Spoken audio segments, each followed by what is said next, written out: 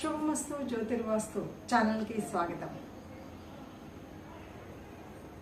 జపాకుస్మ సంకాశం కాశ్యపేయం మహాద్యుతిం తమోరిం సర్వపాపగ్నం ప్రణతోస్మి దివాకరం అంటూ ఆ గ్రహరాజుని కొలుస్తూ మనం ఇప్పుడు మార్చి నెలలో ఉన్నాం.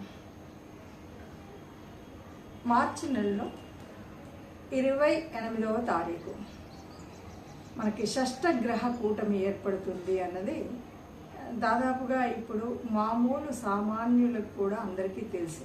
ఎందుకంటే ప్రతి వీడియోలో కూడా చాలామంది చేస్తున్నటువంటిది ఏంటంటే ఈ రాబోయేటువంటి అంటే షష్టగ్రహ కూటమి జరుగుతుంది కాబట్టి కొంచెం ముందుగా ఆ తర్వాత కొంతకాలం చాలా భయంకరంగా ఉంటుంది. ఈ షష్టగ్రహ కూటమి అన్నది మామూలుగా వచ్చేటువంటిది కాదు. చెప్పాలంటే ఓ పుష్కర కాలం క్రితమో కొన్ని వందల సంవత్సరాల క్రితమో ఇలా రకరకాలైనటువంటి థంబ్నెయిల్స్ కానీ లేకపోతే చెప్పే విధానంలో కానీ రకరకాలు వీటి వల్ల రాబోయే ప్రకృతి వైపరీత్యాలు చాలా విపరీతంగా వస్తాయి. మళ్ళీ ఏదో అంటే మరో కరోనా లాంటిది వస్తుంది. ఇక ఇలాంటివన్నీ నానా రకాలుగా వింటున్నాం. నిజం ఎంత ఉంది అబద్ధం ఎంత ఉంది అని కనుక చూస్తే గ్రహాలు ఎప్పుడూ కదలిక ఉంటూనే ఉంటాయి. ఏ గ్రహం అయినా కదులుతూ ఉంటుంది. చంద్రుడు అనుకోండి 2.5 రోజులకు ఒకసారి ఒక రాశిలోకి మారుతూ ఉంటాడు.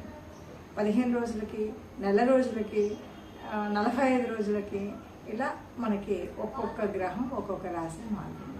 ఇక పెద్ద గ్రహాలు అయితే కొంతకాలం పడుతుంది.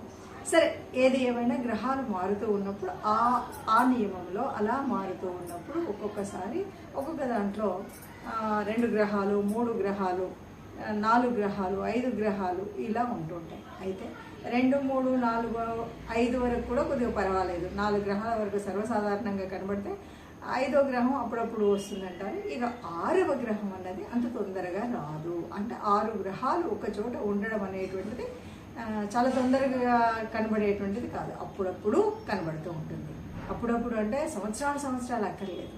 కాకపోతే ఈ గ్రహాలు అనేటువంటిది కొద్దిగా మిగతా వాటితో పోలిస్తే కొద్దిగా ఆలస్యంగా కలుస్తాయి. సరే, ఇక ఏదేమన్నా ఈ గ్రహాలు కలుస్తున్నప్పుడు మరి ఇలా ఉన్నప్పుడు ఏదైనా చెడు జరుగుతుందా? ఏదైనా అంటే మంచి చెడు 2 ఉంటాయి. గోచార రీత్యా మనం చూస్తున్నాం కదా.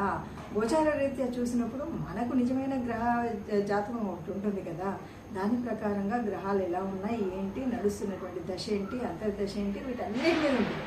అయినప్పటికీ ఇలా ఒకే చోట మరి ఇలా గ్రహాలన్నీ కనుక ఉన్నట్టయితే చెప్పచ్చు కొన్నింటికి బాగా యోగిస్తుంది, కొన్నింటికి యోగించకపోవచ్చు, కొన్నింటికి మిశ్రమంగా ఉండొచ్చు.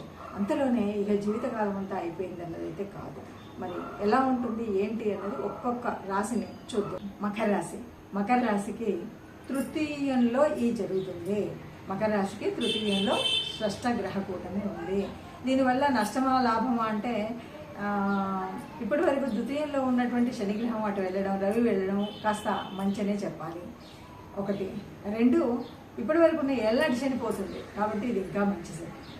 మొత్తంగా ఈ షష్టగ్రహ కూటమి వల్ల అంటే కొన్ని గ్రహాలు 3లో ఉన్నప్పుడు ఎలా ఉంటుంది ఏంటి అంటే నష్టం కంటే కొద్దిగా లాభమే. అలా అని మొత్తం లాభం అని చెప్పలేము. కాకపోతే అబౌవ్ 50% బెనిఫిట్గానే ఉంటుంది. అంటే కొంచెం ఆర్థిక వ్యవస్థలో కానీ, మిగతా కుటుంబ వ్యవహారాల్లో కానీ, ఆరోగ్య విషయంలో కానీ ముందున్నటువంటి దానికంటే ముందుకు వెళ్ళేటువంటి పరిస్థితి ఉంటుంది. కొద్దిగా ముందుకు తీసుకెళ్లే పరిస్థితి ఉంటుంది. కానీ పూర్తిగా కష్టాన్ని కలిగించే విధంగా అయితే ఉండదు అని గట్టిగా చెప్పొచ్చు మకర రాశి వారికి.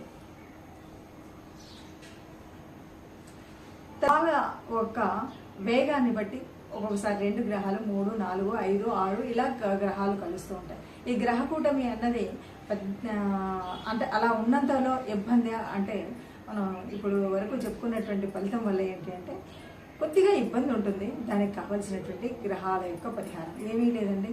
నవగ్రహ ఆరాధన చేయండి. ఈ 2 నెలలు కూడా మీరు నవగ్రహ ఆరాధన చేయండి. అన్నింటికి మించి ఆ గ్రహ రాజు అయినటువంటి సూర్యుడికి సూర్య నమస్కారాలు చేయండి. ఆరోగ్యపరంగా హాయిగా ఉంటారు. అందరూ కూడా చేయాల్సినటువంటిది సూర్యగ్రహానికి అంటే సూర్య నమస్కారం రోజు చేయండి. లేదు ఆదిత్య హృదయం వినండి. లేదు అంటే మీకు వీలైనప్పుడల్లా ఈ 2 నెలలలో నవగ్రహ మండపానికి వెళ్ళి ప్రదక్షిణ చేయండి. ఇది చేస్తే చాలు.